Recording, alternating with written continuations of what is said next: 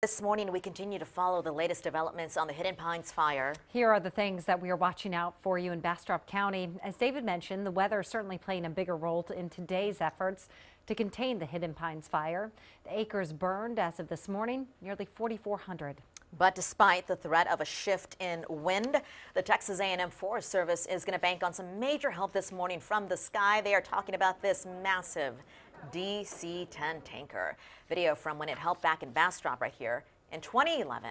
The tanker can drop close to 12,000 gallons of fire retardant at a time. And we are also waiting to hear on the potential of more neighborhoods to reopen today. Families certainly anxious to see what is left from this fire.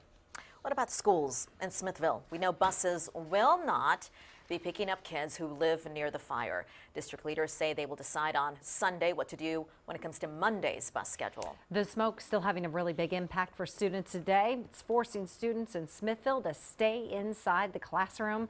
This photo from Smithville High School shows the thick smoke covering the school's band director tower. And as of now, Bastrop ISD not making any changes to tonight's homecoming game.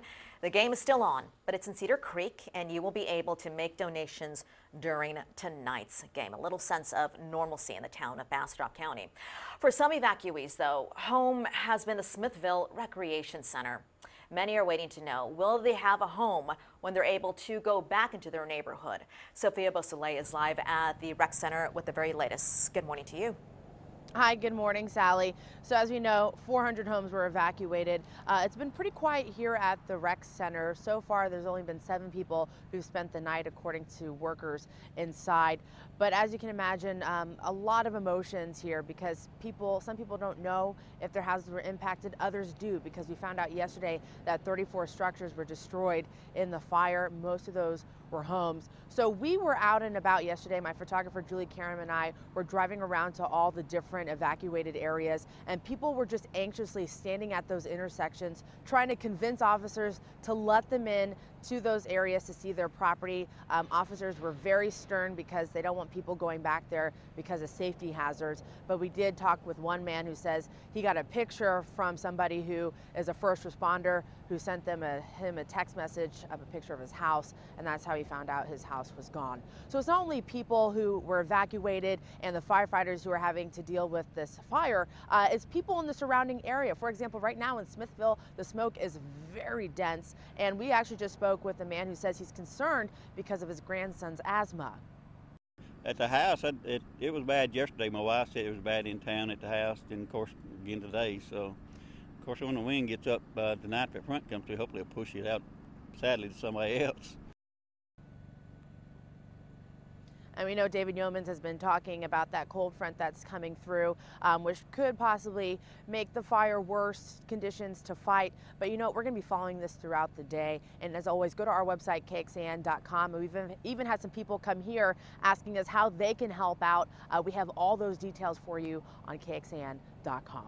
Reporting live from Smithville, Sophia Beausoleil, KXAN News. Sophia, thanks so much. And workers with Bonnet Electric Co-op will be busy this morning restoring electrical power to homes in the fire zone. So joining us on the phone is Will Holford. He is Bonnet Public Affairs Manager. Good morning to you. Good morning, Kate. All right, so tell me, what are the challenges you guys are facing in trying to go in and restore the power?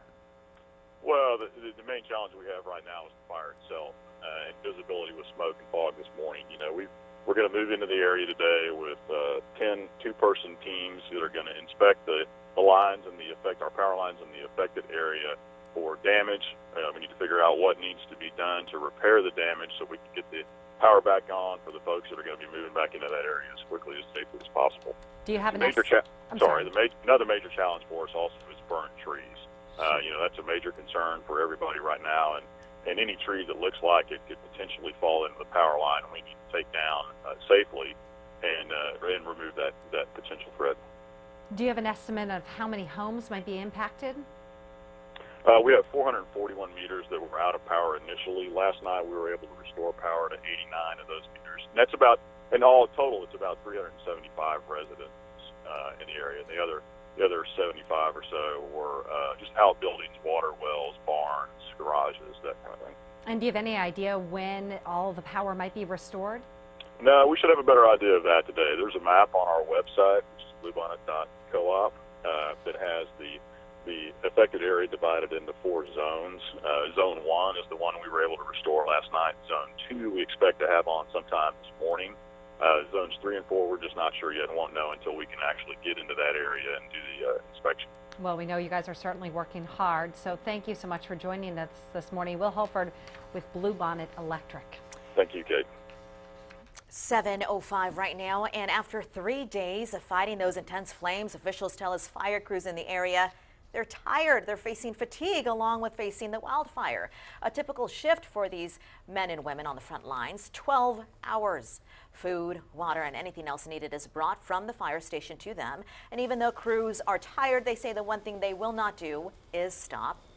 The weather's been just kind of miserable. In the evenings it's a little better, but it's really hot and these guys are really tired. It does get a little miserable, but that's why we have rehab and we come in and we trade out for fresh crews as often as we can. If firefighters do get overwhelmed, ambulances standing by to help them. Even though we may not be near the flames here in Austin, we are still at risk. And that's because all that smoke that you see in the air from Bastrop County spreading into surrounding areas, including Travis and Williamson County. We spoke with the doctor who says you may want to stay out or not stay outside very long.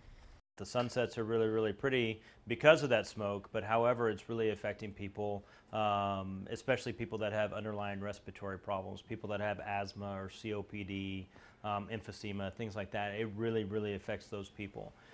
So if you're in an area being affected by the smoke, the doctor recommends staying inside, running your air conditioner, and having an air purifier in your bedroom.